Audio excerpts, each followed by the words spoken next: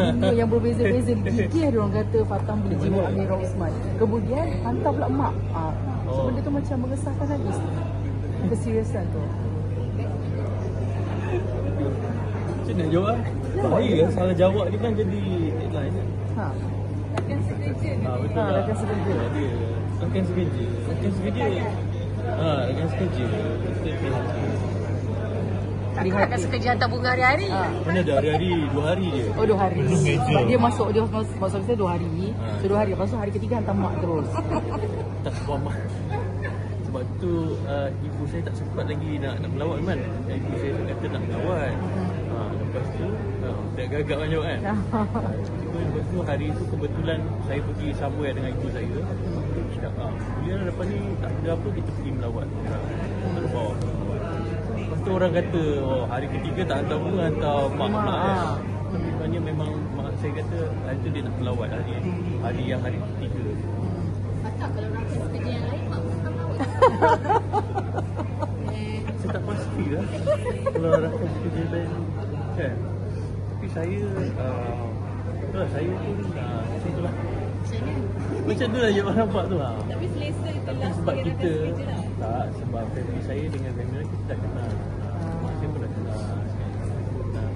Itu macam sama-sama buat budak kan. Saya adik-adik saya pun support budak yang Amirah keluarkan. Jadi kita dah kenal. Bila sakit tu memang jelas kita of course kita sesama keluarga kan. Saya rasa prihatin kita datang lah awal. So ada melihat benda tu macam tanda restu komen atas. Restu. Restu sebagai rakan sekerja tu. Restu daripada seorang ibu ya. Ya. Risau dia risau. Saya tekan dia risau lah. Betul lah. Dia risau lah sebab yelah kita kenal kan. Mira pun, kita pun tak pernah dengar yang Mira ada low blood pressure sendiri. Tak pernah dengar. Saya pun tak pernah dengar Mira. Tiba-tiba macam mengejut kan. Tiba hari tu dia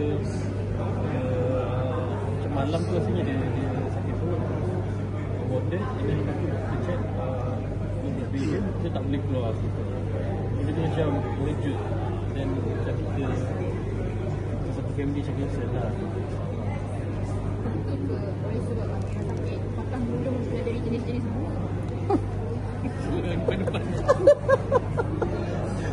Tak ada. Itu semua fans lah. Siap bagi maksud lah apalah kan. Ada memang tak ada maksud apa. Itu semua fans yang pandai komen. Kan? Tapi baguslah saya respect lah orang sanggup. Dia siap cari maksud bunga tulip tu warna tu kenapa apa maksud dia bagus potong tu apa maksud. Tapi saya macam saya tak sangka lah fans kita sampai prihatin lah. So macam mana pula hari ni Fatah dekat event ni, Amirah kat event sana dengan Hazama punya launching single kan, tapi baju boleh sedondon. Designer yang sama. Takkan tidak. Saya ni pun tak ada ni stylist saya Johan yang pilih baju ni. Saya pun tak tahu baju warna apa yang saya pakai hari ni. Tapi saya tak tahu betul ke sama. Ya. Suit pun sama. Suit yang sama. Serius juga. Ya Allah, betul serius. Saya tak tahu pun saya akan pakai baju ni, colour ni. Yang saya tak tahu pun dia pakai baju colour apa. Betul. Okeylah. Okey,